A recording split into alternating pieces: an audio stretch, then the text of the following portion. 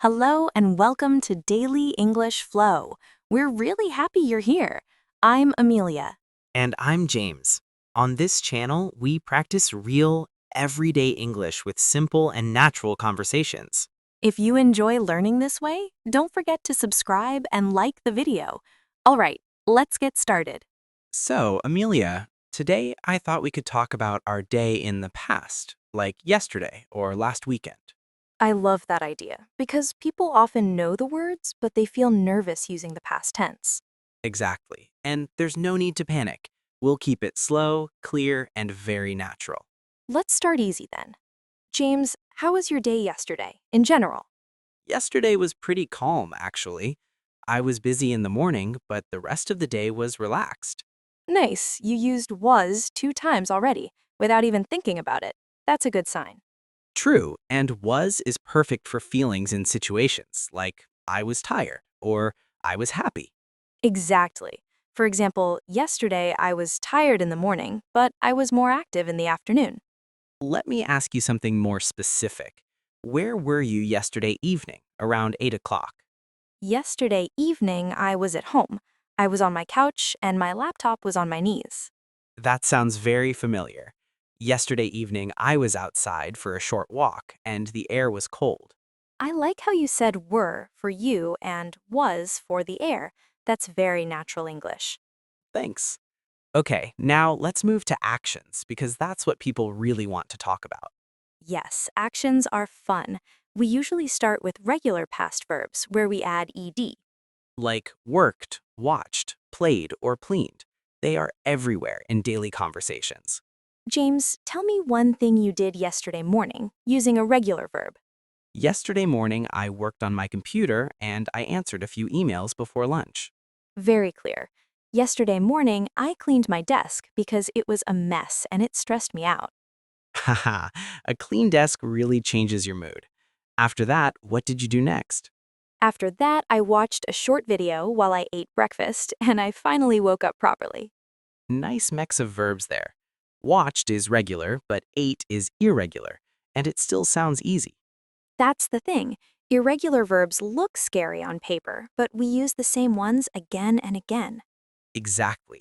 Let's name a few common ones people hear every day, like go and went. Today, I go to work, but yesterday, I went to work a bit later than usual. Same here. Yesterday, I went to the store after work because my fridge was almost empty. What did you buy there? People love talking about small, normal things like this. I bought bread, cheese, and some fruit, and I felt proud because I didn't buy junk food. That's impressive. Yesterday, I bought snacks, because I planned a movie night. Nothing wrong with that. A movie night sounds great after a long day. It really was. I watched a movie, I drank tea, and I relaxed on the couch. I like how simple that story is, but it feels very real and complete. Yes, you don't need complicated words to explain your day in English. You just need the basics, was or were, a few regular verbs, and some common irregular ones. And practice, of course, because confidence comes from using the language, not from thinking about it. I totally agree. When people talk about their real life, English feels less like a test. Exactly. Yesterday wasn't perfect for me, but it was normal, calm, and that's easy to describe. And those normal days are actually the best practice because they happen all the time. That's true. Let's keep going with yesterday because it's the easiest time frame to practice. Yes, and people often forget they can use very short sentences and still sound natural. For example, I woke up early or I didn't sleep well. Both are simple but very real. Good point. Amelia, how did you sleep the night before yesterday? Honestly, I didn't sleep very well. I went to bed late and my brain didn't want to relax. I know that feeling. Yesterday I slept better, but I still woke up tired in the morning. So again, we used past tense without forcing it. Didn't sleep, went, woke up. Exactly. And negative forms are important too. People often forget to practice them. Yes, like I didn't go out or I didn't have time, which we say all the time. Amelia, was there anything you wanted to do yesterday but didn't do? Yes, actually. I wanted to go for a walk, but I didn't go outside because I was too busy. That's a perfect example. Very clear, very natural, and very useful in real life. Thanks. What about you? Did you plan something that didn't happen yesterday? I planned to cook something new, but I didn't try a new recipe. I chose something easy instead. That's also very honest English. Not every story needs to be exciting. Exactly. Real English is often about small decisions and simple moments. Let's talk about work a bit, because many people want to explain their workday in English. Good idea. Amelia, how was your workday yesterday? Yesterday, my workday was long, but it wasn't stressful. I worked step by step and stayed focused. Nice. Yesterday, my workday was short, but it felt fast because I had many small tasks. That happens a lot. Time feels different when you're busy. True. And we often say things like, I finished early or I stayed late. Yesterday, I finished late, but I didn't feel angry about it. I just accepted it. That's a healthy attitude. Yesterday, I finished early, so I had extra time in the evening. And how did you use that extra time? I called a friend, we talked for a while, and then I listened to music at home. That sounds relaxing. Yesterday, I didn't call anyone, but I sent a few messages. Messaging is also communication, especially on busy days. Exactly. Sometimes you don't have energy for long conversations. Let's switch to feelings for a moment because feelings are important in daily stories. Yes, people often ask, how did you feel yesterday? So, Amelia, how did you feel at the end of the day? At the end of the day, I felt calm, but also a little bored because everything was very quiet. I like that mix. Yesterday, I felt tired but satisfied with what I did. Those are very common feelings, and they are easy to express in English. Exactly. You don't need big emotional words to explain your day. Simple words like tired, happy, calm, or busy are more than enough. Let's imagine someone asks you, what did you do after work yesterday? You can answer something like, I went home, I ate dinner, and I watched something. Short, clear, and everyone understands you. That's the goal. And the more you practice these small answers, the more confident you feel. Confidence really grows from repetition, not from perfection. Exactly. Yesterday, English felt easy for me because I didn't overthink it. And that's what we want for everyone listening. English that feels normal, not stressful.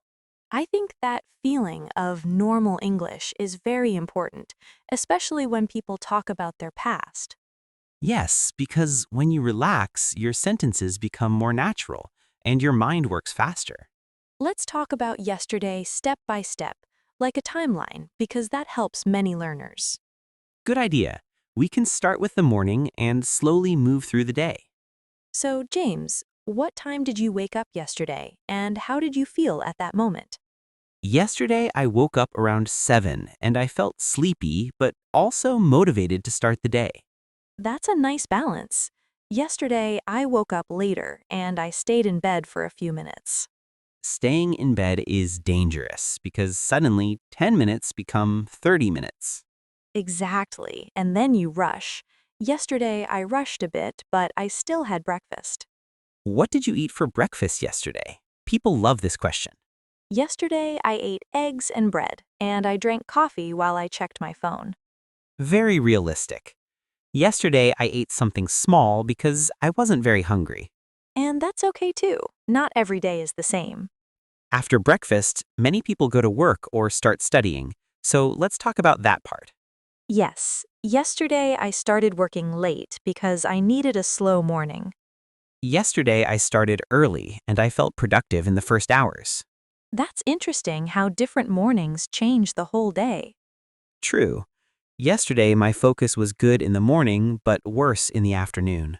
Same here. In the afternoon, I felt tired and I needed a short break. What did you do during that break? I stood up, I stretched a little, and I looked out the window for fresh air. That's a great habit. Yesterday, during my break, I walked around the room. Small movements really help your energy. After work, the day feels lighter and people do more personal things. Yes, yesterday after work, I went home and changed into comfortable clothes. That moment is always the best part of the day. I agree. Yesterday I felt more relaxed immediately after that. Did you cook dinner yesterday or order food? Yesterday I cooked at home. I made something simple and quick. Nice. Yesterday, I didn't cook. I ordered food because I felt lazy. That happens to everyone, and it's also good English practice. True. You can say, I ordered food, and everyone understands you. After dinner, people usually relax, so let's talk about the evening. Yesterday evening, I watched a series and listened to music. Yesterday evening, I watched a movie, but I didn't finish it. Why not? Was it boring? A little bit, yes. I felt tired and my attention disappeared. That's honest. Yesterday, I finished my episode, but I almost fell asleep. So both evenings were calm and quiet. Exactly. And calm days are perfect for practice because the language stays simple. Before sleeping, many people think about their day. Yes, and that's a good moment to practice past tense in your head. Yesterday, before sleep, I thought about what I did and what I didn't do. That reflection helps your memory and your English at the same time. And then you can say, yesterday was okay, without pressure. Simple sentences, real life, and steady practice. That's the key. I really like that idea of thinking about your day before sleeping because it feels very natural. Yes, and it doesn't feel like studying. It feels like a normal moment with yourself. Many people already do this in their own language, so doing it in English is just one extra step. Exactly. You don't need a notebook. You can just think, what did I do today? For example, I woke up, I worked, I ate, and I rested. That's already great practice. And if you want more detail, you can slowly add feelings and small actions. Like, I was tired in the morning, but I felt better in the evening. Or, I didn't do everything I planned, but the day was still okay. That sentence is very real. Life isn't perfect, and our days are often simple. And simple days are the easiest to explain in English, especially at a B1 level. Let's imagine someone asks you today, how was your day yesterday? You don't need a long answer. You can say it was busy or it was calm. Or, it was normal, but I felt good, which sounds very natural and friendly. Exactly. English doesn't need to sound impressive. It just needs to be clear. James, do you remember a small moment from yesterday that made you feel good? Yes, actually, yesterday I sat quietly for a few minutes and listened to music. That sounds nice. Yesterday, my small good moment was a warm drink in the evening. These little moments are easy to describe and they make your English more personal. And when English feels personal, it becomes easier to remember words and sentences. That's true. You remember language better when it connects to your real life. So instead of learning long lists, it's better to talk about what you really did. Exactly. Yesterday, today, last weekend, these are perfect topics for daily practice. And you can repeat the same structure again and again with different details. Like I went, I ate, I watched, I felt. These verbs appear all the time. Over time, you stop thinking about grammar and you just tell your story. And that's the moment when English starts to feel natural. I hope everyone listening feels less afraid of the past tense now. Yes, because the past tense is not your enemy. It's just a way to talk about life.